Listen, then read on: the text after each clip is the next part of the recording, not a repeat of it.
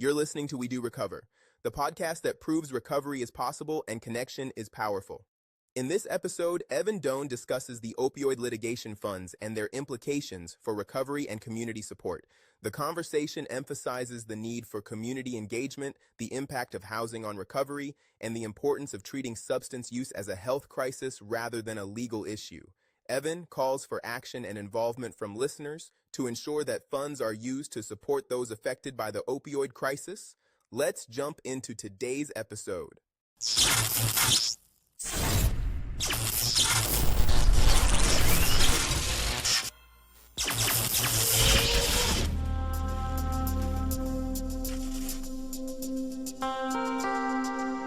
Hey everybody, welcome to episode 177. Today I am joined by Evan Doan. This isn't your first rodeo with the podcast. Yeah, been here before. Like 3 years ago, you were a guest on the podcast, right? And I no exaggeration, it's been months since I have picked this topic that we're going to talk about today, but I had to find the right person that could really do justice to the topic. It's one that I feel like is very important and a lot of people need to know about. It is the opioid litigation funds. So for those of you who are familiar with the whole Oxycontin pandemic, with Big Pharma and specifically Purdue Pharma, there was a litigation. Yep. And what came from that is a huge amount of money. Yes.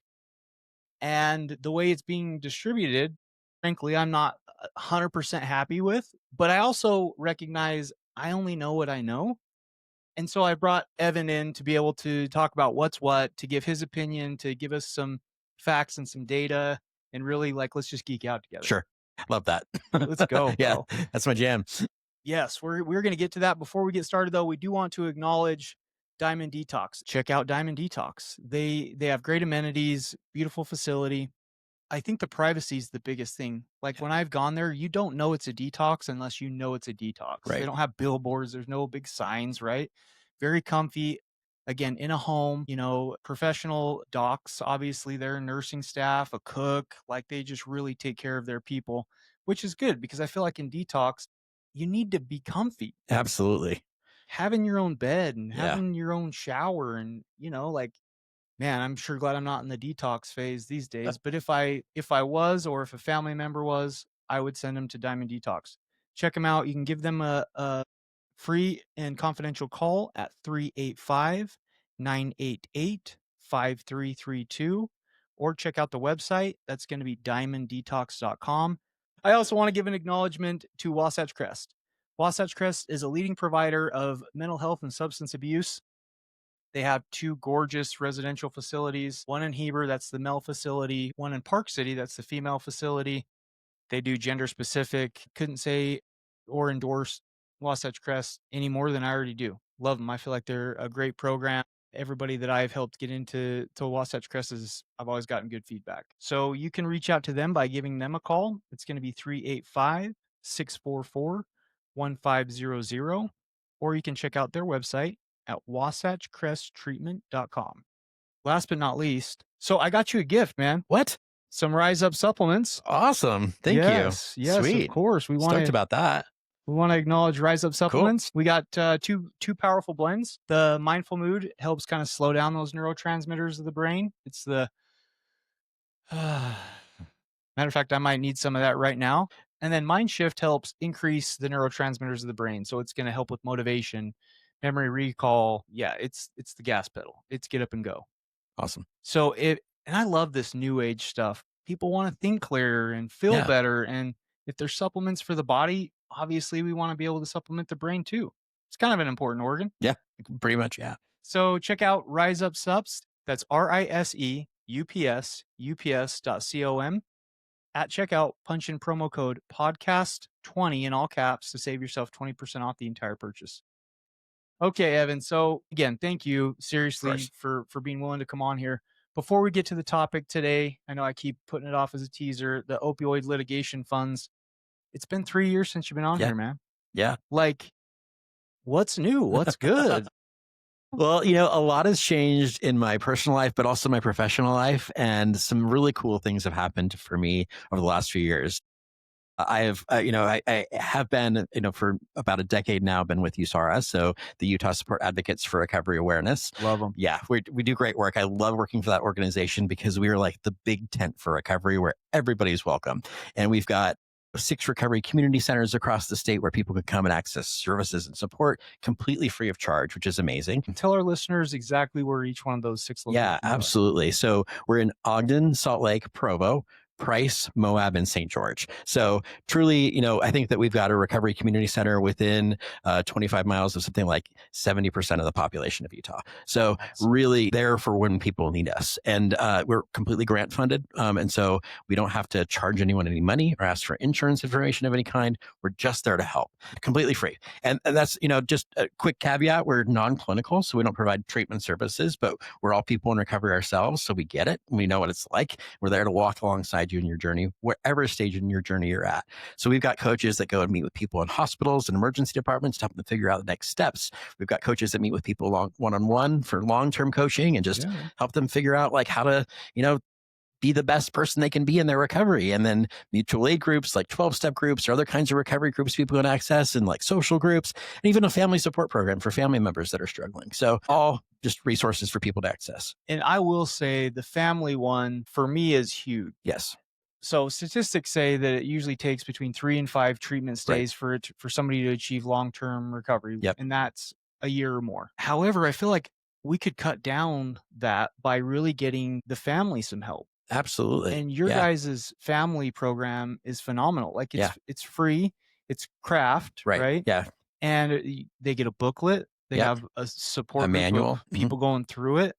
Yeah. My plug for USARA, for anybody that's listening to this who has a loved one who's either in active addiction or even frankly in recovery, get some support. Totally. Get some education and information around the family system, because you are contributing in some way. Yes. And I'm not saying it's your fault. Yeah. But there is some way. And one thing that we say in our family support program is that enabling goes both ways, right? We can enable people's negative behaviors. We can also enable people's positive behaviors. We can get them to do the things that we want to see them do, like enable them to go to treatment.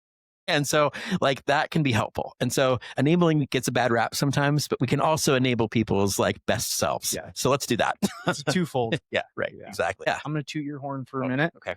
You got some cool stuff going on. Like you've been running for some kind of office. Yeah, I've run for office in Salt Lake County. I ran for Salt Lake County Council. I didn't get elected, but my good friend Gino Johnson did, which is amazing. He and I went to high school together, so that was great. And then I got myself on the board of a national organization called Faces and Voices of Recovery. And so I've got some national presence as well, where, we're doing advocacy work in DC for folks like us. First and foremost, I maybe didn't say this, but I'm a person in long-term recovery myself. And I think that it's important that those of us in recovery have a voice in those spaces where decisions are being made. I love that organization. That's awesome. Yeah, they're great. And they do phenomenal work. And, they really are our voice in Washington, D.C., making sure that, folks like us are getting represented and that, we're at decision-making tables that matter. So great stuff. And then last year, I was appointed by Governor Cox to be on this newly created Behavioral Health Commission. I had to get vetted. I know, it's wild. So I had to get vetted by the governor's office, and then I had to get confirmed by the state Senate. I bet that was nerve-wracking. That was nerve-wracking for sure, because they had like a full-on confirmation hearing where they like asked me questions and, said things about me, and it was very formal. But it worked out. So I'm one of a few commissioners. There's 11 of us in total, but 3 of us are people with lived experience. So my job on that commission is to represent the voices of people with lived experience of substance use disorder. There is a person that represents family members, and there's a woman that represents people with mental health conditions. So we've got really strong representation from people who've been directly impacted. And that's been important with the commission work, and what we've been doing, because our job is to help align and strategize behavioral health policy across the state and make sure that public and private sectors are working together to get the best possible care for people in the state of Utah. We want to improve systems, like align services, streamline things, be data-driven, help people get the best possible outcomes that we can for our state. So it's been amazing. It's a big lift, obviously, and it's taken a lot of work, but it's cool. And it's an honor for me to be able to do that work and to represent the voices of people like us in those spaces and make sure that we're getting them, our needs met at the end of the day. 2 thoughts. Yeah. First thought, just thank you so much for all the stuff that you do for, again, our people. Yeah. Right. And you really are out there like doing a great job, I feel like, of representing and giving Thanks. a voice to our people. Secondly, you're a hustler, dude. I don't know about that. You got all kinds of irons and fires. I try to be strategic though, because I did learn an important personal lesson last year. I totally burnt myself out. And that happens to the best of us in this space because we do kind of live in recovery. We've got this kind of hustle culture, and that's just not sustainable for any of us. So what I would tell people now is to be really clear about your work-life balance and to set clear limits about that. And I had to do that for myself. Like, I don't work more than a full 40-hour work week. I top out. I say I'm done at the end of the week, and I put my laptop away and I go do fun things. That's important for all of us. And listen, if we weren't friends on Facebook and I didn't see your Facebook feed, I would call BS right now. But I did recently seen some beautiful posts of you out at Zion National Park. Yeah. And doing some some you stuff. Yeah, no, like I had this big work trip this week to come to this conference and see you and all this stuff, but I front loaded that with a little me time. So I spent the weekend in Zion just relaxing, being out in nature, connecting with myself and like experiencing some solitude. So this is a secret about me, and I don't know if you know this, but I'm like deeply introverted. Like I really, really, truly am. And I know that I do a lot of extroversion things like this, right? But at the end of this, I'm going to go home and I'm going to like crawl into my bed and like watch Netflix for a while because like I need to like recover my social battery. So totally. Yeah. Totally. Yeah. I get that, man. And you're right. I would not have guessed that you were introverted because you're out and you're doing a lot of good stuff. So well, and at the end of the day with my work, like I take the seriousness of the role really. I mean, it's deep to me, right? Like it is my job to represent all people in recovery, not just me, not just USARA. Like it is, my voice is supposed to be all of ours, right? Yeah. And there are topics about which people in recovery disagree, and that's okay. And so I have to acknowledge that and kind of thread that needle as best I can. If I'm going to speak for people in recovery, I need to do my best to make sure I'm speaking for everybody, And so I take that really seriously at the end of the day. And I really think about how I represent myself in those spaces and when I do and how I show up in those spaces, because things I could say could negatively impact us too. They could misrepresent who we are as a community, as a recovery community. And I don't ever want to do that. And if I ever get that wrong, I want people to call me out on it. So please do. I really appreciate that because being a person who has a platform, who has a podcast, there's been episodes that are controversial. Sure. The Kratom one that we did was very controversial. The harm reduction one, even I responded. Responded on there. And I just want to say this, and I hear what you're saying because I don't want to misrepresent or get it wrong, frankly. And so I can appreciate that. And I can also acknowledge, I think that we're doing the best that we know how. Sure. Yeah, absolutely. Take what's helpful and leave the rest. Absolutely. Right. Totally. Yeah. And a lot of the stuff at the end of the day is my opinion or Dr. Seller's opinion or my guest's opinion. And so is it right or wrong?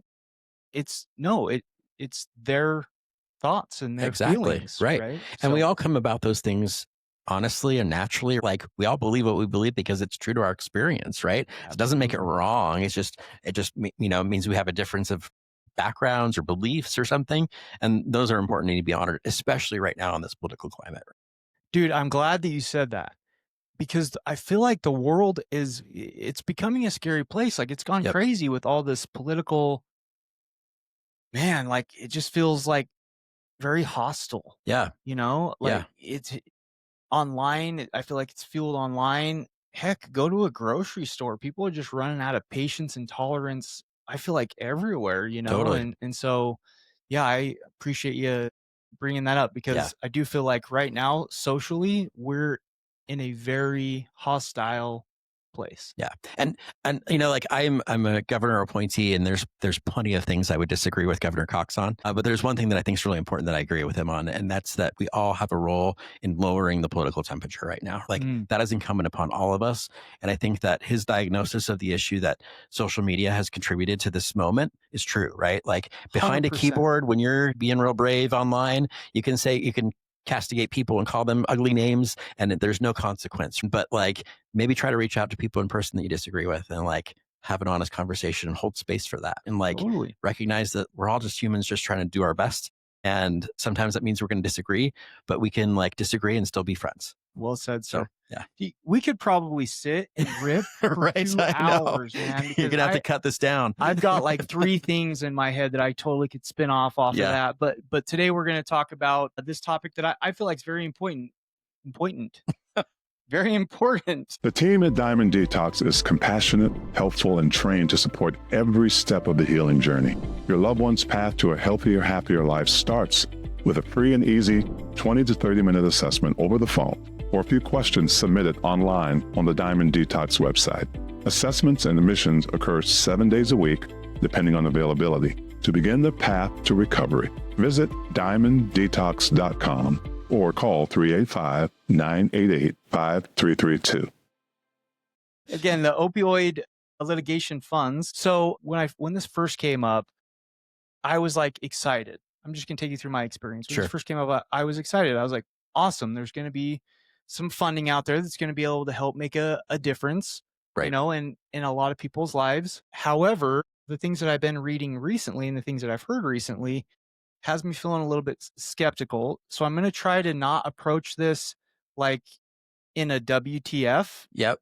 format. Like I want to stay open-minded. Let's be curious. Yeah. Yes. But I do need you to help me and our listeners understand this whole thing better. So I'm going to start off by reading. First of all, thank you for sending me all the data that you sent me. Absolutely. Yeah. And admittedly, I was able to skim through it, but not read it all in depth. Yep. Yeah. So this one, it starts off and it says, the opioid crisis is one of Utah's most pressing public health issues. Since 1999, Utah has seen increases in the number of losses to drug-related overdoses. The leading source of these overdoses has been prescription opioids, which are responsible for thousands of preventable deaths for Utahns. Sadly, Utah has been as high as 4th in the nation for its rating of opioid-related deaths. In response to this crisis, the Utah Attorney General's office joined other attorney generals across the nation to hold various pharmaceutical, distribution, and consulting companies accountable for fueling the opioid crisis. Let's get into it. Totally. So I want to start off by talking, and before we get into this conversation, I want to acknowledge that all of us know somebody. Like we all have been personally impacted by this in some way or another. 100%. Every American can relate to, I know somebody who was impacted by opioids, and 9 out of 10 know somebody that died. And so I take this stuff super seriously, brother. right? Yeah. No, my friend Tyler, my mom, right? Like we so could do this for 15 right. Yeah. I mean, look, we've all got a laundry list of people that we've lost, and no amount of money will ever make that right.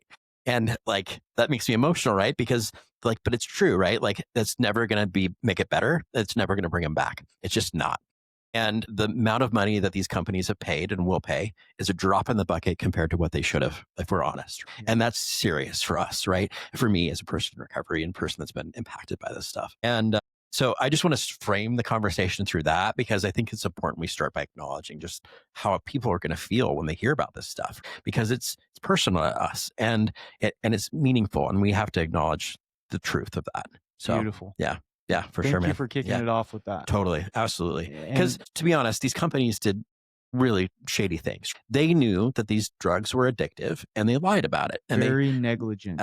Absolutely, right? And they played a role in propagating the spread of these drugs throughout our society, knowing that they were doing harm. And so, like, you know, if there were any justice in the world, they'd be out of business in my mind. That's just how I feel. But, you know, we did make some significant strides in these states' attorneys general getting together and suing all of these drug companies and these manufacturers and these pharmacy companies and all these different companies that had a role to play in the crisis. So can you tell me? Yeah.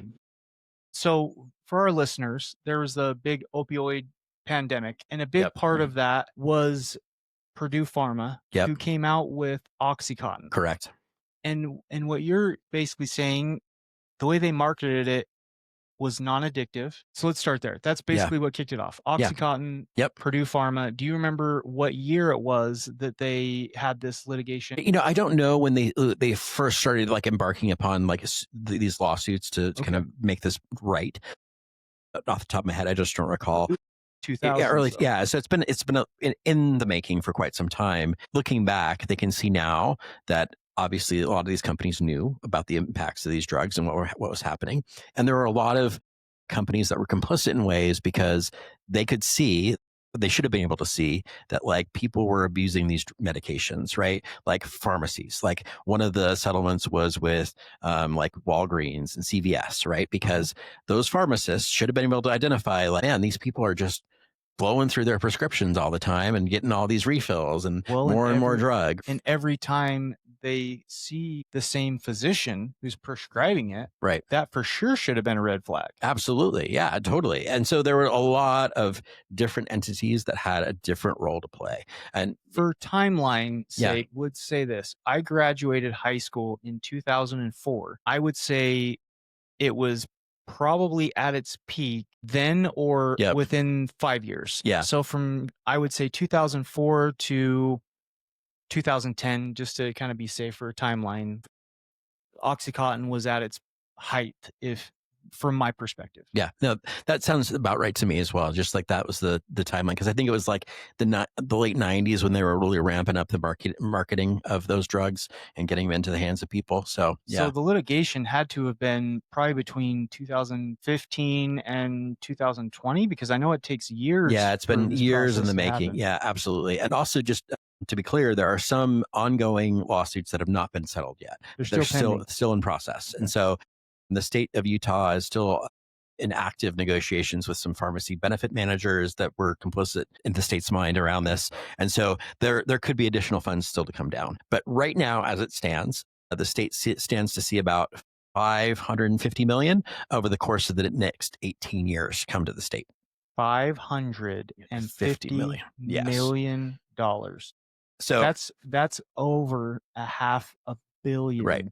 Dollars. Yeah. Just in Utah. Right. Significant. And so how that works is some settlements came up front, some will be paid out over years. And so the state keeps getting money for payment plan. Years. Payment plan. Yeah, definitely. Right. And then what happens with that money is that it comes to the state, and then the state splits it 50-50 between the state government and county governments across the state. Okay. So there's 29 counties. And so each of those 29 counties gets a proportion of half. And it's based on, there's a complicated formula they use to work that all out, but it's things like the population of that county, the degree to which that county was impacted by opioids. So they take into a lot of factors to determine how much money each county gets. So the counties themselves in total will get about half of that, so like about $225 million in the, over the next 18 years. The 550. So, and then as that kind of comes down to the counties, it gets various amounts depending upon county size and things like that. And in the counties, the decision-making entity is either the county council or the county commissioners. So Washington County, for example, has a county commissioner system. Okay. So there's 3 county commissioners that make those choices for Washington County. So they have this big pool of money. Yep. And they're going to continue to receive money for, do you know how long? About 18 years. So 18 years. And a lot of it, like I said, kind of came up front, and then it'll be a little bit slower to come out over time. And then with the state government, the decision-making body is the state legislature. And the state legislature has retained control of being able to dole out those dollars directly. So they're the gatekeeper. So the state legislature keeps half of it. They give out half. And then the state county councils or the state county commissions give out the other half. So, yeah. Okay. Just to kind of be clear about where the money kind of goes. Well, it's a little complicated. This is going on across the whole United States. Right.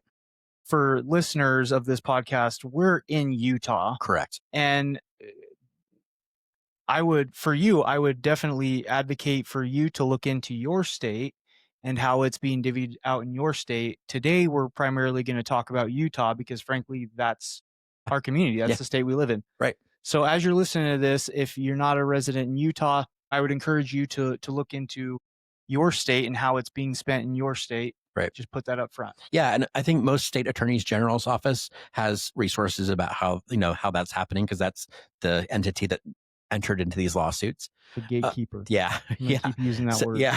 They're the people that, where you could start if you're in a different state. But as it turns out, most states are fairly similar in how they distribute funds and how they kind of work this out. In the state of Utah, when we first determined that we were going to start getting some of these funds, that these lawsuits were being settled, the state attorney general's office put together an opioid task force to determine, like an opioid settlement task force, to determine what should we do with this money. And so it was a group of subject matter experts. USARA had a voice on that.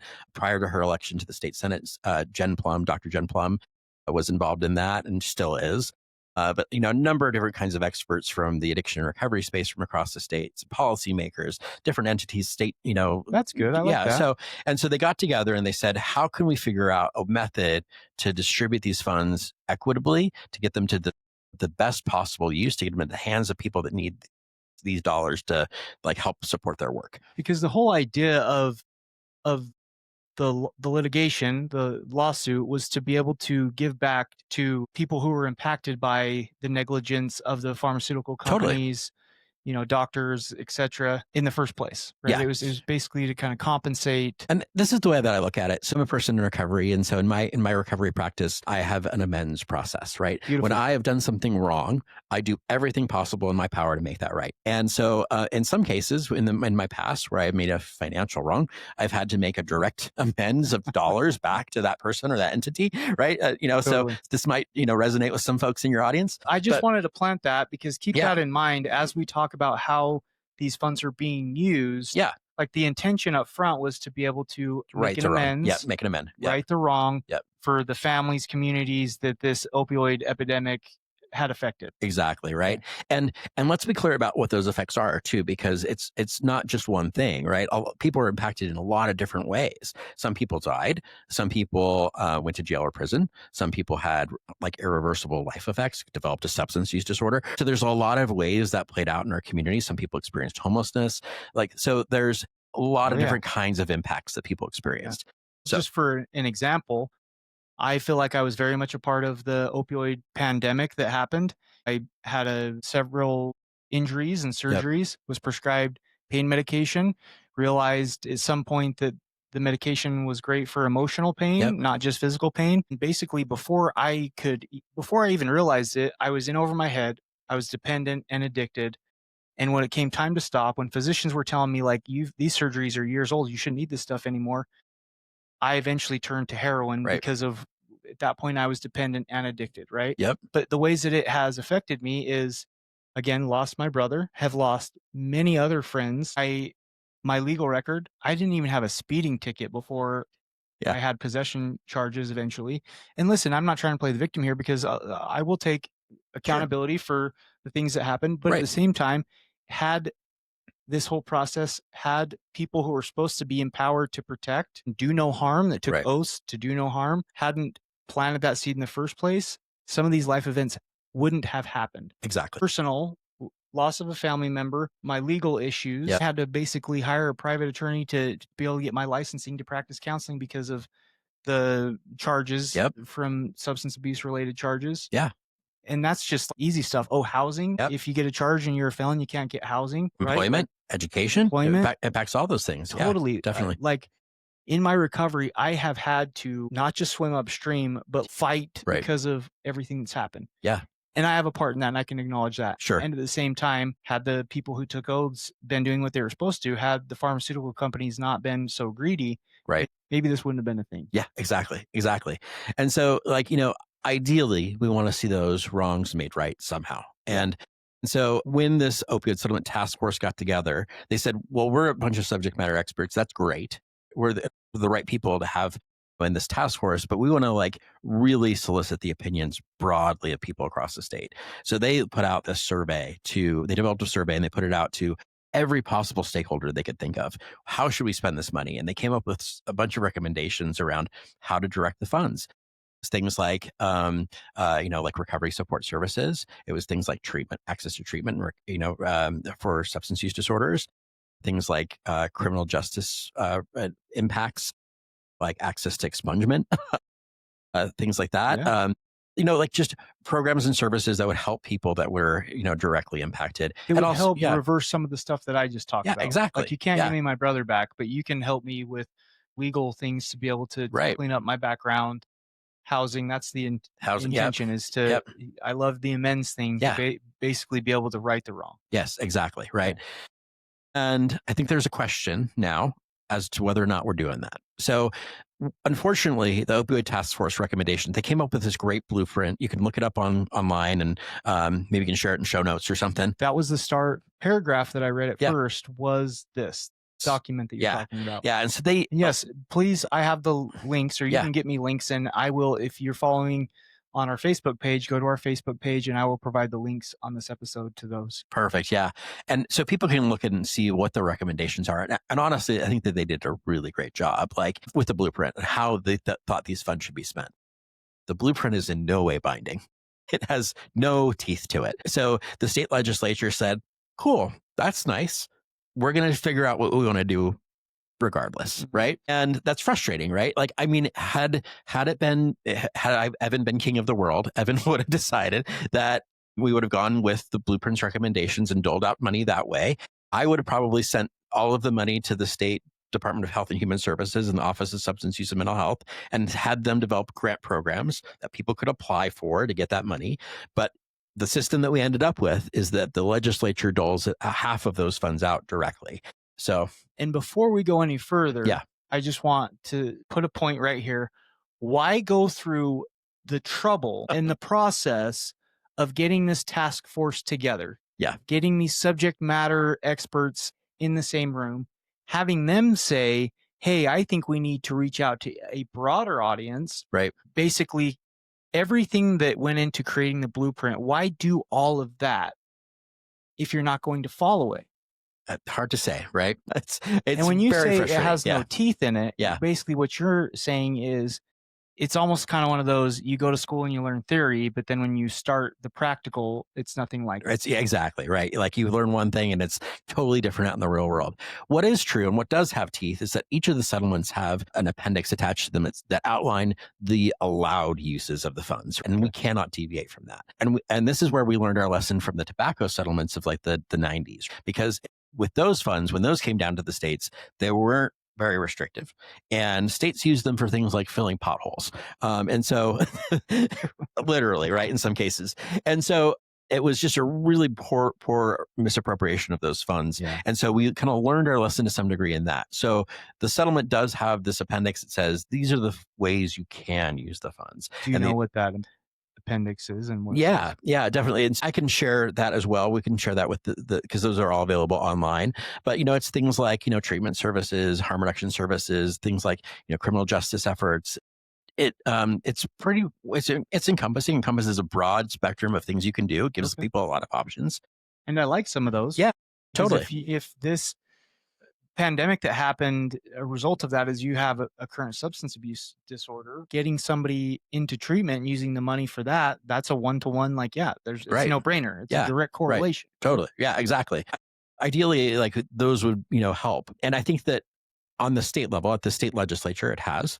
I think that actually the state legislature has done a decent job at doling out those funds appropriately. Looking at the list of fund recipients that have gotten money directly from the state legislature, I don't have a lot of objections, to be honest. I think that the public pressure that the legislature gets, because so many people have eyes on that, is sufficient to keep it in check so they're not being misappropriated for the most part. And it's a massive amount of money. Yeah, it is. $500 million. Yep. I would hope that they have some pressure and some eyes on it.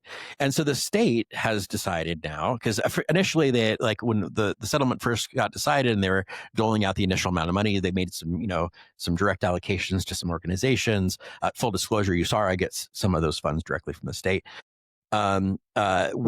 Which makes sense because USARA is a community-based. Yeah, they help people find treatment. They do peer support. They hold sober events. USARA is and our my argument with USARA is always if we can keep people well and keep people in recovery, it saves us a whole lot of money to the system because they're not cycling through really expensive services like ER visits or going into the criminal justice system or hospitalization, right? Or treatment services are expensive too. Keep people well. That's helpful. So I think that piece is a good use of the funds. And the legislature has since kind of revisited how they want to do it a little bit. And they've decided, and I think, people can have opinions about this. I don't know how I feel quite, but they decided that they're going to take all of the principal of that money and invest it. And then we're only going to spend from here on out, we're going to spend the interest that we accrue on that money. So what it sets up is an endowment for forever that we'll just keep profiting off that interest, but we can only spend the interest. I can see that. I can see that. I also think that we're also in the middle of a public health emergency still. And so there is some money that we need to spend now. So do you know the number? Like, do you know? So Utah's decided to basically form an endowment, Yep. put the money in this endowment, and annually just spend Just that. the interest that it would Yep. make on 500 50 plus million. Yeah. do you know what the yearly interest is that they're allowing to It spend? depends on performance, but I think that this year, with what they've accrued so far, because they don't have the full 500 million in there yet, I think this year they're anticipating they're going to be able to spend about 3 million in our state legislative session in the spring. So that's our legislature meets between January and March for about 45 days, and they'll figure out that then. But I think from what I recall, it's about $3 million they'll be giving out this year. And $3 million is a lot of money, but when you think of all the entities, all the counties, the whole population in the state of Utah, doesn't go far. Yeah, because $3 million's not. Yeah. Yeah. And to give people a sense, like USARA's total annual budget is 4 million. So like the amount of money that we get, because the amount of money we get from the state is just a piece of what keeps us going, right? Like we have a lot of different funding sources we braid together to keep ourselves whole at any given moment. So yeah, 3 million is not a ton. And so there's a question there. And right? I'm going to talk out of both sides of my mouth here, because I do like the idea of having something that happened basically allow so that there's funds and resources for a long period of time. Like, so they're maximizing the opportunity, which I do like that idea. I like that too. But I don't like the idea of just using the interest, which you gave a great comparison of $3 million a year. And yet USARA's whole budget annually is $4 million. Yeah. So how much impact are they really going to be able to have? You know what I mean? Right. I like the idea. And at the same time, it's not very practical. Right. So yeah, and so I honestly go back and forth on it myself. I kind of have that kind of complicated view as well. If I'm just putting on like my USARA funding sustainability hat, I do like the idea of this money being kind of available in perpetuity, because for me as an organization, as a nonprofit organization, I do worry about the sustainability of our organization long term. Totally. We don't have a viable funding mechanism that's permanent at USARA. It's not like we bill insurance or Medicaid or something like that. So there's no payer for our services built in. Right. So that kind of provides a mechanism for that, and groups like us that do similar kinds of things in the community. So I appreciate that about it, but yeah, it's complicated because I want to see some of that money go to immediate use to help people that are suffering now. But that's where the county money can also be utilized, because the counties have not chosen to do that. Counties are doling out those dollars as they come in. And like so that's a good balance. So from the state level, we're basically using that so that there's a permanent funding source for organizations. They're doing great work moving forward statewide. Yeah. But at the county level, they're choosing to use the money for the here and the now. Yes, exactly. I do like that. Yeah. So that works out, right? And so, but then it gets left up to these county commissions or county councils in each area, in each county. And some of the smaller counties, it ends up being not a lot of money, because when you get down to like, I don't want to denigrate any one county for being small. I don't know, Wayne County, right? Like they don't get a lot of dollars ultimately at the end of the day, right? What county is Moab in? Grand County. Yeah. And Grand gets a fair amount. So Carbon gets a fair amount too. So I think, the top three obviously are Salt Lake, Utah, Weber. And then I think Washington County is either 4 or 5. So yeah. So, it breaks down roughly by population, but also that, they take into account need. And so, but there's a lot of variability county by county and how those funds get distributed, how people can get them, how people can ask for them. And who's making the decisions on how the money's being spent? Because you had this whole subject matter experts at the state level. Yeah. What is it looking like at the county level? Well, the counties, they can look at that blueprint if they want. So the Utah Association of Counties has shared that with all of the county level decision makers. The counties they're also beholden to the same terms of the settlement that keep them in line and how they can, like the rules of the road and how they can spend them. But there's not a lot of accountability there, right? Like at the end of the day, these county commissioners or county council people are ultimately only going to be accountable to their voters. And so that's who's going to have to keep them in check. And that's incumbent upon all of us to have the voice. People. Yes. You. Yeah. Yeah, to have a relationship with those decision makers and talk to them about what you think should happen with that money. And those decision makers being the county council. County council or county commission, depending on what county you're in, what that structure is. So like in Salt Lake County, we've got a county council. In Washington County, they've got a county commission. And, like I said, in Washington County, it's 3 county commissioners and they make the choices. Same thing in Utah County and Carbon County. So essentially it's 3 individuals in Washington County who are making these decisions. Yes, correct. So Washington County has decided that they're going to take all of the money they've gotten so far and they're going to put it into one project. And that one project is building a medical unit at the county jail. And so there's a question that comes up for me as an advocate. Is that an appropriate use? And I don't know, right? Like I have a question about that because for me, it's not specific to people with opioid use disorder. It's not specific to even people with substance use disorder. It's just a medical unit that they're attaching to their jail that can serve anyone that serves anyone that's in the jail. And which is great. Great. It's great to be able to provide medical services. You hear of people who are dying while incarcerated because they don't have access to good healthcare stuff, right? Yeah. Diabetics, things like that. Right. We need that. But we also need potholes filled, right? Like it is the tobacco settlement thing again. Sure. Right? I was just going to say, but does it meet the criteria of this money was meant to be spent to combat opioid use problems? Yeah. And I don't know that it does.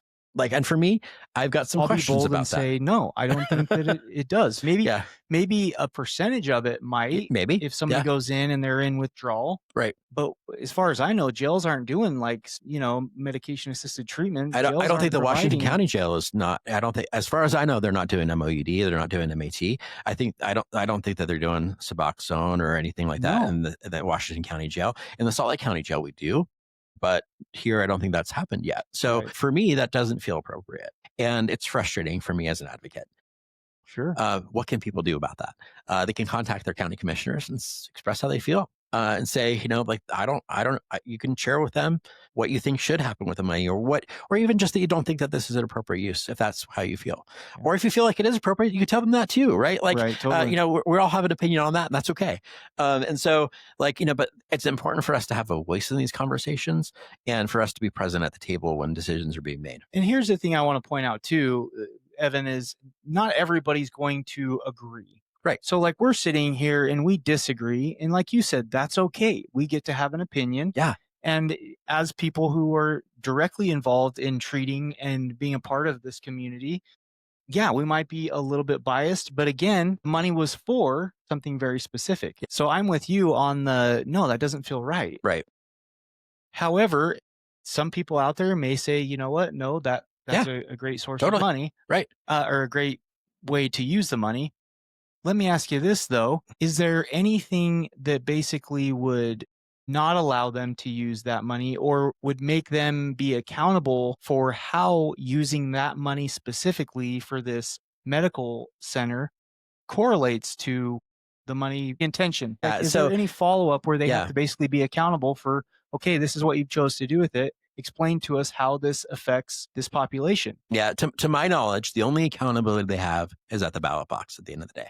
Right. So, and voter. And that's, that's tough because I do wish that there was some oversight that said, no, like that's not right. But it doesn't seem like that's happening in a real substantial way, or at least I'm not privy to that. So, and that's frustrating for me. There's a flip side of this, right? So there are some counties that are using it in great ways, or they've developed cool processes by which they're giving out the funds. Yeah, let's be optimistic. Yeah, let's be optimistic. Debbie Downers for a minute. So let's talk about Weber County, where Ogden is. So Weber County. I've been arrested in that county. Nice. My brother lives in Ogden, so it's a decent place.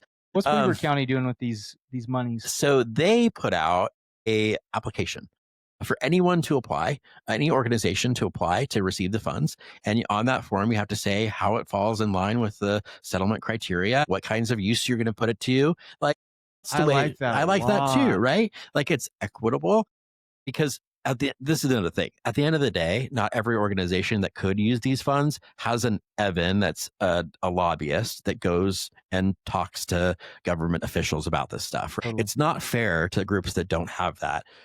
Because I have an unfair advantage because I've got relationships with people. To cloak yourself, Evan. Right. But just size-wise, some organizations don't have the capacity to do that, right? Yeah. They're focused on other things, they're doing the work. So I like the idea of having an application where people can apply and get those funds. Me too. I Yeah. love that. So does it have to be agencies, like, or can individuals? Let's talk about that. Great question. So there was a decision made pretty early on in this whole process that it was going to go to organizations that were doing work to serve the population, not directly to individuals. And that's a question that we do get a lot about. But the hopefully funds, the trickle down Yeah. is if the agency gets funding and gets Right. resources, then it'll Yeah. trickle down to the individuals who Right. are 'Cause seeking services or getting services with those agencies. yes, because then they'll get things like they'll get access to treatment or they'll get access to record expungement. In some other states, I've seen funds set up to do things with organizations that do things like pay for funerals, because when somebody dies, it's expensive. And when my mom died, my brother and I did not have the resources to bury her. And that was heartbreaking, right? And so, like, you know, there are practical things like that too that the funds could be used for. And I wish that that's what funds were being used for. Right. Like, honestly, when this came across my plate, that ideally I was like, that's fantastic. It's going to be used for people who need help with funeral costs, or individuals who got hooked and frankly don't have access to insurance, or there's a ton of different ways that individuals could use it. What I'm finding out is that's not really the case. Yeah. It almost makes me want to start like an agency or a nonprofit to be able to file for funds, to then do the same process of having individuals come in and fill out an application. Hey, I need it for my mom's funeral. She died from I don't know what your mom died from, but hypothetically, or I'll use my situation that feels better. Yeah. Do a nonprofit, have individuals come in, fill out an application and say, yeah, my older brother died from an overdose. Right. And frankly, we don't have the funds to be able to bury him, and have them provide estimates or receipts or some kind of accountability that this is what the money went to. Yeah. Because then I feel the problem that I have with some of this stuff is it's so high up there that does it ever truly trickle down to the individuals who were affected deeply by it? Right. Or is it just more kind of lining people's pockets? And and another restriction that was put on the funds early on, that's, you know, and we can talk about the validity of this as well, is that that the funds are, for the most part, intended to be used on new programs, not existing programs. So, like, it's not the term that they use in the nonprofit world, supplanting funds. So you can't like use these funds to replace funds that you were using previously. So, how do you feel about that? No, I don't know. I think it's a limitation that I don't love. I don't love it. You know, because like there are organizations that were doing this work prior to the settlement, and it kind of unduly challenges those organizations for like being engaged early and helping to fight the fight. Yeah, let's punish them for being proactive and getting stuff started. Right. Yeah. So they absolutely there's no way for them to get funding? No, there is. I mean, for USARA, for example, we've been in existence since 2006. So, and we've been doing this work for a long time. But what we've been doing with it is we stand up new programs, we open up new recovery community centers, we hire additional staff with it. It's just we don't replace the funds that we've been using for other things to do that. So, for example, like our statewide opioid settlement dollars, we used to help open our Provo location because we'd been asked for forever to be in Provo. Good. And it was like, okay, this is the next place that we want to open up a recovery community center. And so we got together with Fit to Recover, and we have a joint Fit to Recover USARA in Provo, Utah, which is amazing. So come check it out if you can. Yeah. So it's got a gym and a community space. It's awesome. So yeah, I do want to check it out. It sounds rad. Yeah, it's cool. But yeah, so like there's definitely some limitations. Put in place with the best of intentions, because we don't want this money to just, go to waste. But we're still working it out and still figuring it out. Kind of like the tobacco thing. A lot of the money ended up going back to the farmers who were growing the tobacco, who it was used to be able to make cigarettes. Yeah. Yeah. And so it's like really all they did was give their sources even more money. Right. So it's good that there are things set in place as kind of safe holds or guidelines, but at the same time, that I don't know that I love the idea of it's got to be a new thing. Right. And I have seen some of that thing that you're talking about with the tobacco settlement rear its head in some respects with opioid money too. And I want to be clear about that because it's a pet peeve of mine, that there are elements of some of those companies that participated in the spread of opioids that are now trying to get their beaks wet with the settlement money too. Do you have an example? Man, it feels legally dicey, but let's go for it. This is an open share. Yeah. Podcast, And right? we'll say that Evan is sharing his opinion and his view of the situation. And if it's facts, it's facts. Right. But yeah. So I don't know for certain, but let me really share are an example. uncomfortable. I am a little uncomfortable. I love it. Let's get it. Good. Okay. So there's a company that was implicated in the opioid crisis called Indivior, and Indivior also manufactures a new drug called OPV, and it is a medication whose generic name I want to say is Nalmefene, and that drug is very similar to Naloxone. It revives someone after an overdose. It is a much longer acting kind of it's like Naloxone, but acts a lot longer your system. And so it's got some benefits and some drawbacks with that. But Indivior is manufacturing this drug, and they're trying to sell it, and they're trying to say that it's better than Naloxone.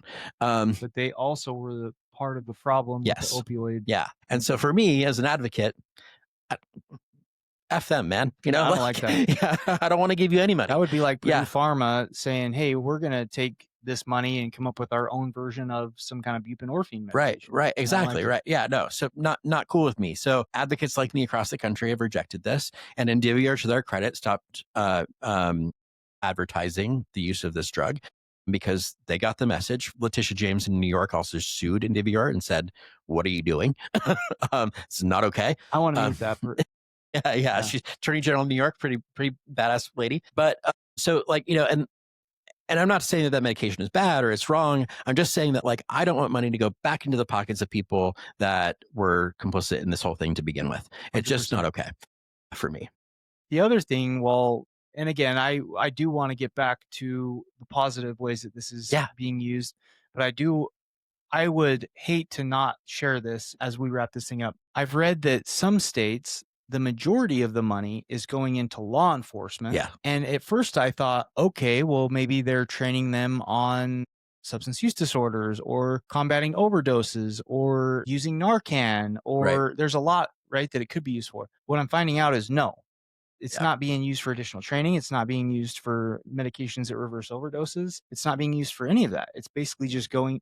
So how do they do that? How can they? Yeah, and that's a big problem I have as well. And it's happening to some degree in Utah at the county level. The various counties have used this for law enforcement. It's even come up in Salt Lake County on the county council, and they have not opted to use the funds that way yet. But one of the county council members in Salt Lake said, well, let's get additional DEA agents in Salt Lake.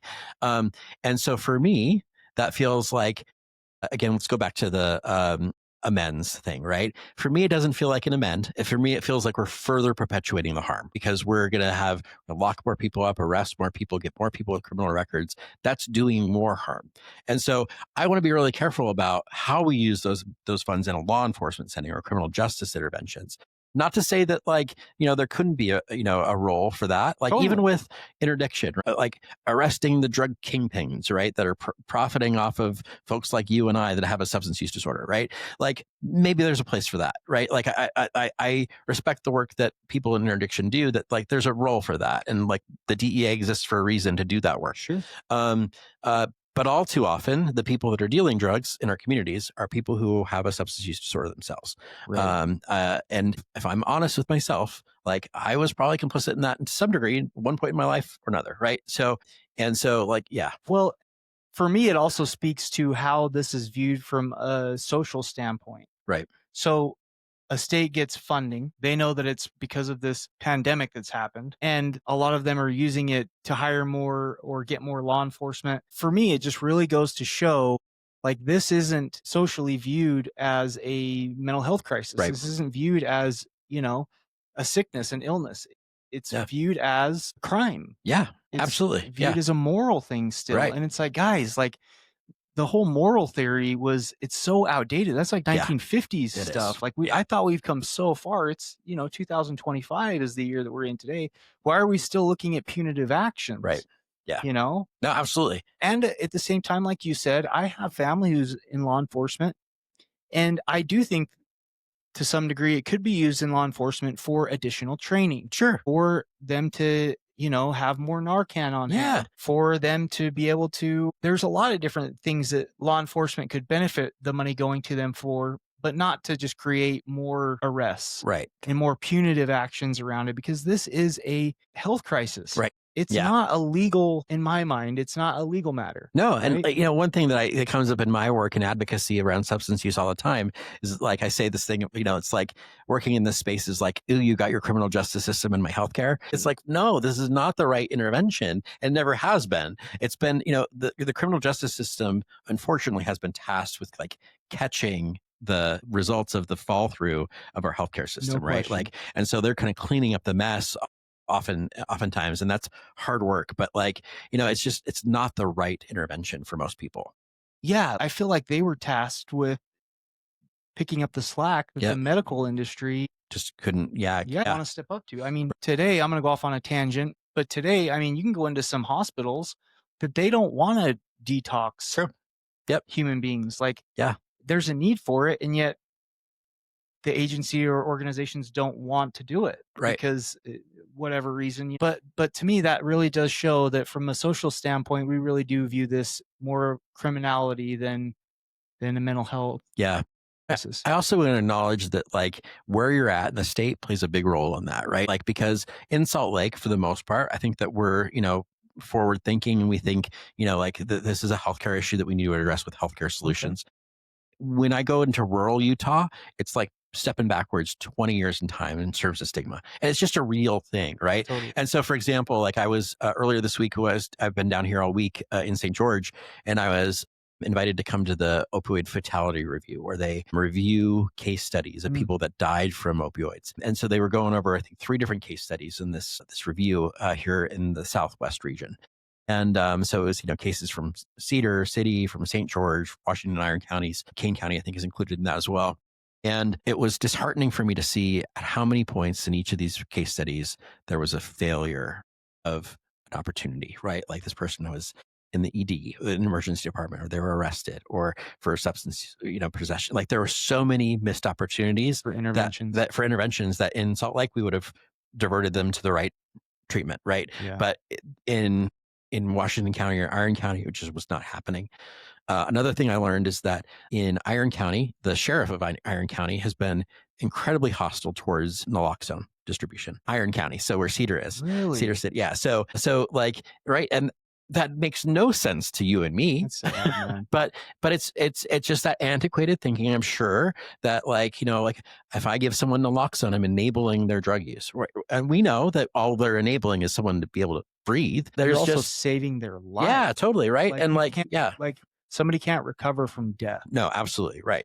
No one's getting back from that. And so, but there are still people that believe that like, if I give that out there, I'm condoning drug use, or I'm supporting it in some way, and it's not okay. But it just means we've got work to do, and we all need to be doing that work. And means that we have to have hard conversations with people we disagree with. And maybe this kind of comes full circle, because it comes back to some of the things we were talking about initially, that like, in this political moment that feels so heated and so divisive and polarized, we need to have those conversations with people that like may not understand the world the same way that we do, but we can be agents of change in that and help them understand at least come to the same ground around our shared values, right? 100%. Like at the end of the day, I don't want to see people dying in our communities. And I don't think that the sheriff of Iron County wants to see that either. Or not. And so like, how can we come to some common understanding and get some shared ground on that? Because at the end of the day, we have the same values, and that's important. We're Utahns, and we can figure this out together.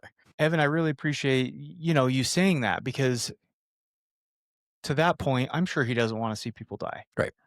Like nobody does, right? No. And I think a lot of times people they don't know what they don't know. Right. And that's understandable. I will say that's a big reason why I do this podcast. Yeah. Is to just get word out there, to get people talking. Totally. When I was in active addiction and even in early recovery, like people just didn't talk about this stuff. It was a completely different world.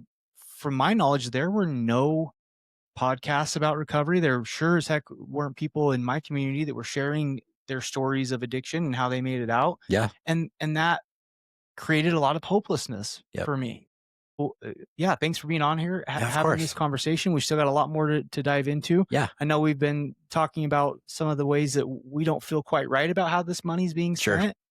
And so we did mention, however, Weber County, and I love great that example. process. Yeah. Anything else as far as the things that you don't quite feel right about how the money's being spent before you transition it into maybe some other appropriate ways of how the money's being spent? Yeah, let's talk about the positive, I think. Okay. I want to talk about the good stuff that's happening in our state. Hi, my name's Jim Huffman. I'm the founder and CEO of Wasatch Crest Treatment Services. We're located in Heber City, Utah, amongst the beautiful Wasatch Mountains. We offer a full continuum of care, and what that means is that, we can support our clients and their families from day one all the way through their entire recovery journey. Our goal here at Wasatch Crest is for this to be your last time in treatment and the beginning of a life in recovery that will bring you joy and fulfillment and a sense of healing to you and your family and to those who love you. To learn more about Wasatch Crest, call me, Jared, directly at 385-644-1500 and check out the website at wasatchcresttreatment.com. Are there any other places that you're optimistic about, or you feel good, or things that you think our audience could do to get involved or, see this money be spent in productive ways? Totally. I would advocate that everyone figure out how money is being spent in their county, and we can share some resources to be able to find some of that out after this show. Because right now, there are some counties still that have not spent much of their funds at all. Most of those are smaller counties, and they just haven't figured out what to do with kind of a small dollar amount yet. But there are some counties that just haven't spent the money yet, and that there's, anyone listening to this can have a role in talking to their county commissioners about how those funds are going to be utilized. Please do. Yeah, absolutely. Be involved. Or reach out to me and I can help direct you and I can help support you in those conversations. Always happy to show up side by side with somebody and be there when you're having the talk, because I know it's intimidating. It feels hard. And frankly, they get sick of hearing from me. So it'd be great to have some other voices in those conversations. So just some things I want to highlight from the state perspective, from the legislature, that they've done with the funds that I think are great. So obviously, they funded USARA, which I feel is awesome, but I'm biased. So some other organizations they funded, some Fit to Recover and the School of Addiction Recovery have both got some money from opioid settlement dollars. They do amazing stuff. Right? Fit to Recover reaches people that we would never be able to at USARA. They do great work. Then also there's a program. There's 2 different programs across the state that serve pregnant women with substance use disorder. So at the University of Utah, they've got the Super Rad Clinic that serves women that have a substance use disorder that may not still be using while they're pregnant, and helps them kind of navigate that, gets them into appropriate care, gets them on the right kinds of medications and support. And they receive funding. They got some funds, yeah. And then IHC also has a program with Roseman University where they do the same thing. And so IHC, so they've got Intermountain Healthcare. Yeah, they got a program where they serve people who are pregnant with substance use disorder. So doing great work, right? Great stuff. For people who are unfamiliar with Utah or IHC, that's huge. IHC is a huge healthcare provider here in the state of Utah. I recently learned that the biggest employer in the state of Utah as well. So they're massive presence in our state. So and I also will be transparent that it surprises me. I've gone into some IHCs and I have not received a warm welcome. I've taken people into IHCs that were actively detoxing, trying to get them into treatment, and have not had great experiences. That's been years ago, and I need to remember that we're evolving. We're continuing to evolve. Maybe, and it sounds like there's a positive trend there. There is. And there are some, there are some great people in IHC's behavioral health department, at their leadership, in their leadership structure. They're doing excellent work to advance the cause of addiction recovery within their system. And, with a system like IHC, it's not just quickly turn it around. It's like riding a ship, right? It takes some time to turn that ship around. So they're working on it. And I want to give credit where credit's due. So they're doing it. And then some other organizations get money. So Rough Haven, are you familiar with Rough Haven? I'm not. Oh, you should have them on the show sometime. They are phenomenal. They're a resource that provides pet care for people that need to go to treatment. So if you have a dog or a cat or a lizard or a snake or a guinea pig and you have nowhere for that pet to go while you go to treatment, they will take care of your pet. Or they also have a network of adoptive or not adoptive, foster parents that will take care of your pet for you while you're in treatment. Some people might eye roll and laugh at that, but listen, I'm telling you, my little Rocky, you met Rocky, man. if I had to go to treatment and Mandy couldn't take care of him, that would absolutely be Totally. What a are you gonna do? concern for me. Yeah. So you're That a would member be of a your barrier. family, right? Yeah. Yeah. No, and it's surprising or not surprising how often that actually comes up in our work, like as someone as a barrier. Like, I can't go to treatment because what about my dog? And so now there is a place for your dog to go. Rough Haven is a phenomenal organization. They do great work. Shout out to them. And then some great harm reduction organizations like Soap to Hope. Soap to Hope does street level outreach with people, that are, on the streets experiencing homelessness or engaged in sex work that need people to care about them. And they're out there doing the work, that the heart-centered work with people that really caring about people that are acting in ways that make them hard to care about sometimes for some folks. Hope to Hope has a huge event, a gala coming They do. up.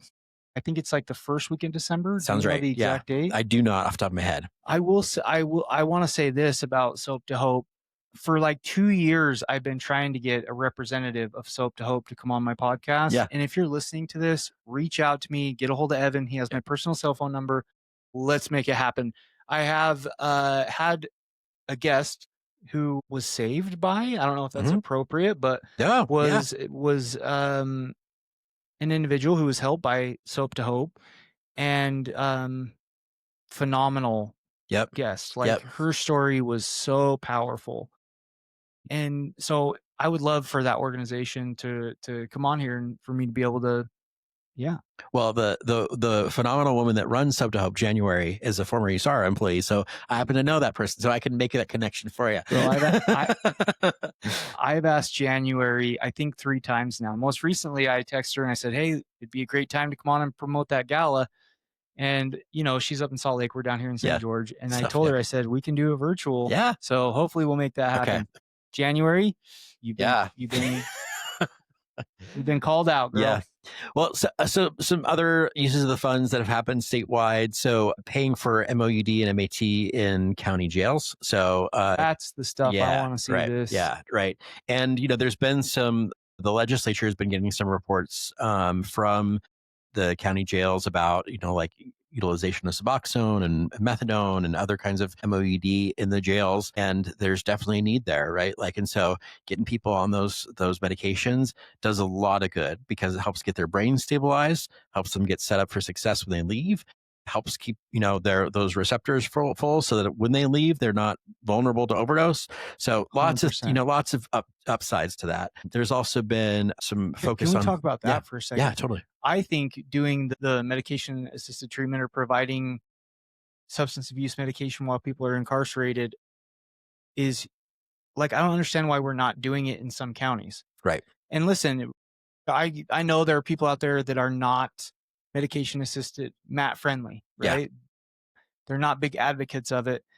And that's fine. And if you went to jail and were incarcerated, you're a human being and could absolutely have the opinion of you don't want to use it. Sure. However, people that are willing to take it, use it, it could literally save their life. Totally. We wouldn't. And so to be able to have that option while you're incarcerated, I think I don't understand why we're not doing it. Right. We wouldn't take someone off their insulin because we put them in a county jail. Right. Wouldn't take them off their heart medication. Right. So why are we taking them off their life-saving opioid use disorder treatment medication? So really big issue there. And can I just say, boom, right? For sure. That example was absolutely perfect. Yeah. And it's because, to me, it's so heartless to do that.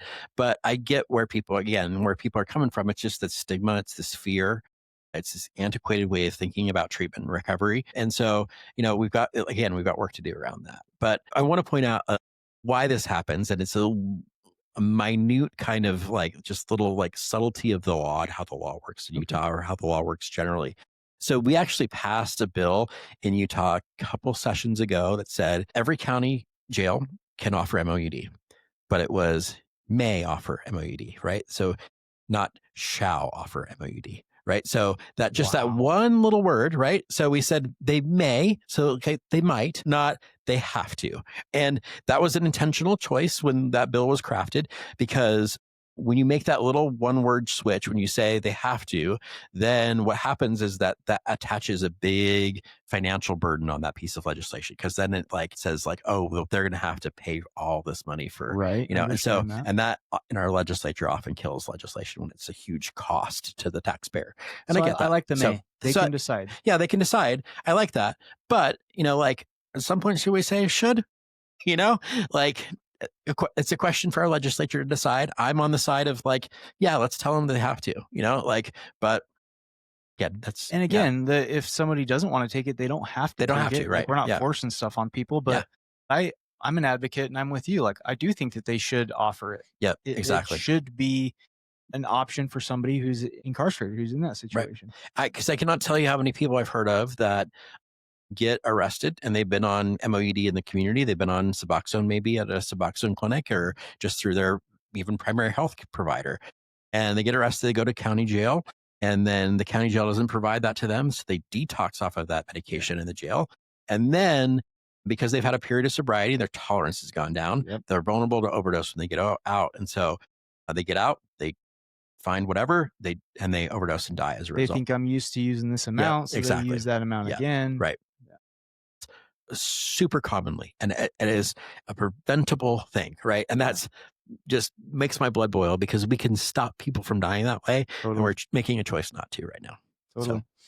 So that I would love to see these opioid funds being used for situations like that. Let me ask you this. Is it possible for treatment providers to be able to access these funds? Because, a common myth that people think, and don't get me wrong, like there are some treatment agencies who make really good money, and it's America. Like they can do that. However, I do know that there are a lot of treatment centers who financially are struggling to stay open because health insurance has gone up, right? The cost of treating an individual has gone up because of inflation and all the stuff. Yep.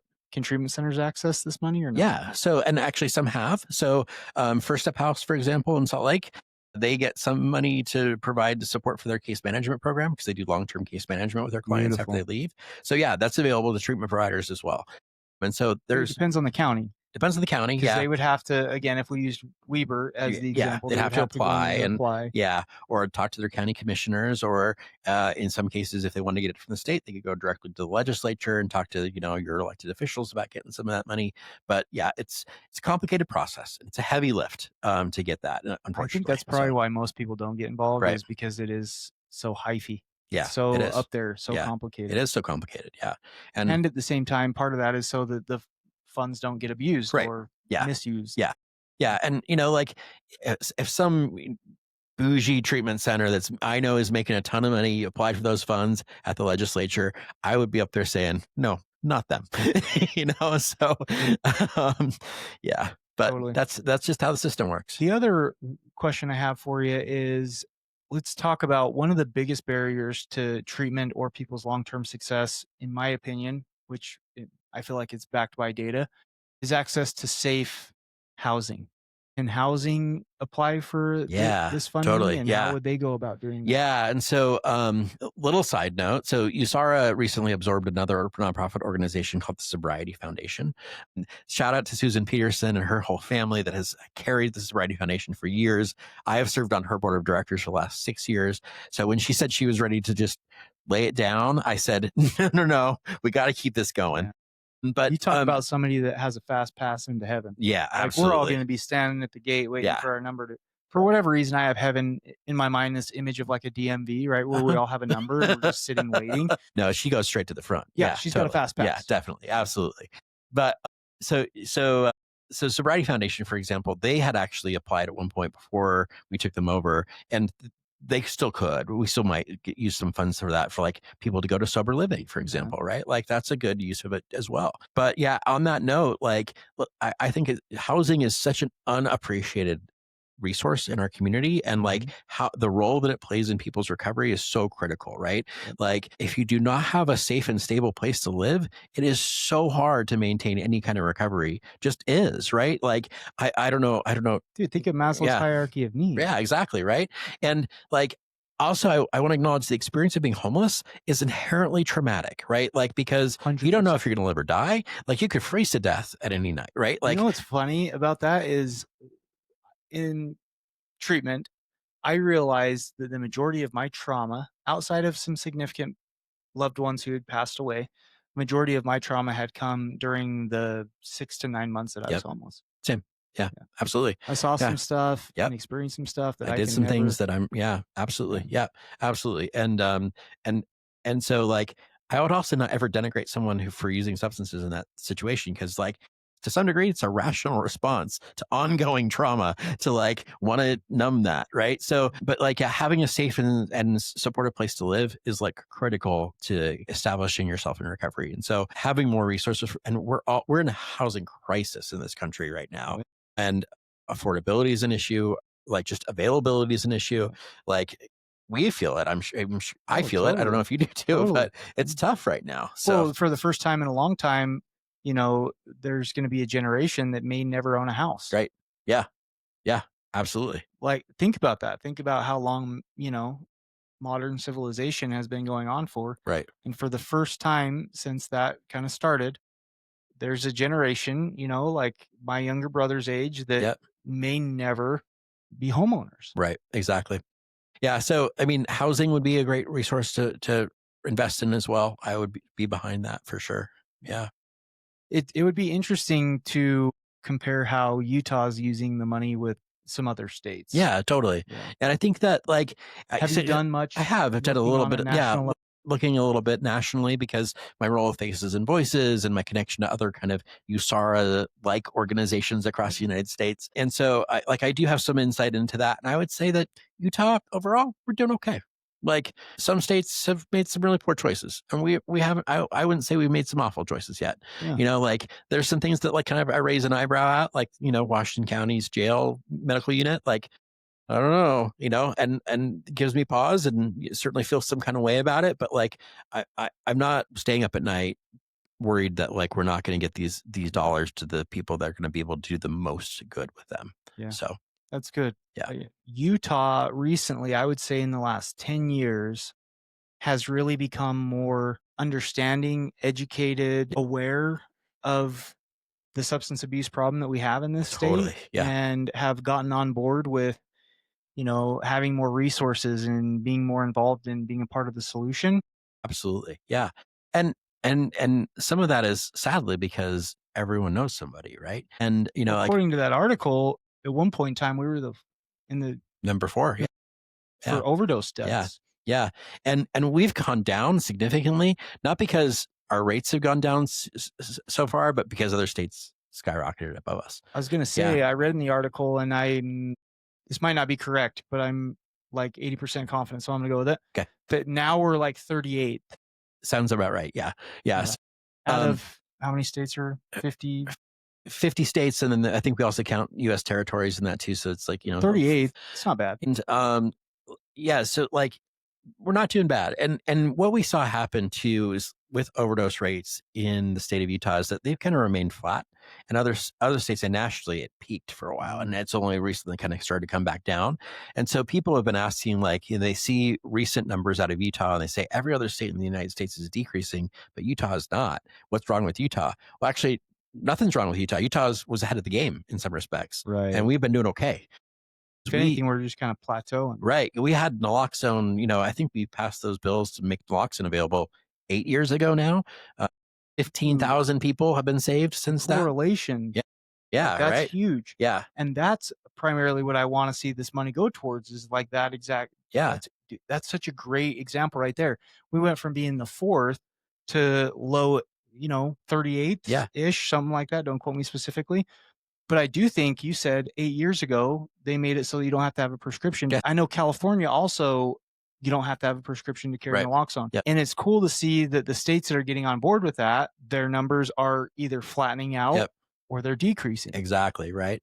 Yeah. And I don't want to be too much of a Debbie Downer, but I want to acknowledge the reality of this too, because part of the larger national conversation that's happening around overdose death decreases is, yes, Naloxone's been effective. That's been super helpful. And yes, like we've seen decreasing rates of people using opioids, which is good. Also, one of the really sad things is that a lot of the people that were going to die have died, if that makes sense. Right. So there was a finite amount of people that were susceptible to dying from overdose, and a lot of them we've lost. Right. Especially with when the fentanyl and carfentanil hit. Right. That. Yeah. That is a point that I wouldn't have thought of. So I appreciate you bringing that up. It is somber. Yeah, Nora Bokoff, who runs the National Institute of Drug Abuse, she pointed that out in some of the data that that's a contributing factor. Yes, we're doing really well in all of our interventions, and people have also just died. So yeah. Do you know about Philadelphia? That's a city. Yes. It's Pennsylvania. in Pennsylvania. Yeah. So let me bring my brain full circle here. Pennsylvania, do you know how they're using their funding? I only bring that up because they are having a huge problem with the xylazine, being laced in with the fentanyl. I had a buddy that went to a convention out there, and he said that it's just like zombie land. Yeah. Sad. And it's a cautionary tale for us too, right? Because usually those things kind of come in from the coasts, right? And then they kind of hit us later. And so I think it gives us a preview of what we need to look out for next. So things like xylazine test strips getting out in the community, those are available more broadly now already in Utah. So getting those out are important now, doing that work now before we've got this kind of second wave of, Oh, it's coming. Yeah, it's coming. It's coming. Yeah. Do you know if Pennsylvania is how they? I don't know off the top of my head, honestly. No, I don't. So, yeah. I just know that there's a lot of wound care centers and things like that I'm sure are nonprofit that definitely could benefit from using some of this funding. Yeah. So if you're listening to this and you're in Pennsylvania, definitely go to your legislation and or think about potentially if you can get a hold of some of the money starting. Yeah. No, I work closely with the USARA equivalent one of them out there in Philadelphia, and so Robert Ashford, who runs Unity Recovery out there, he's a great guy, and his wife is actually from Utah. So small world. Cool. Yeah. So that's cool. Yeah.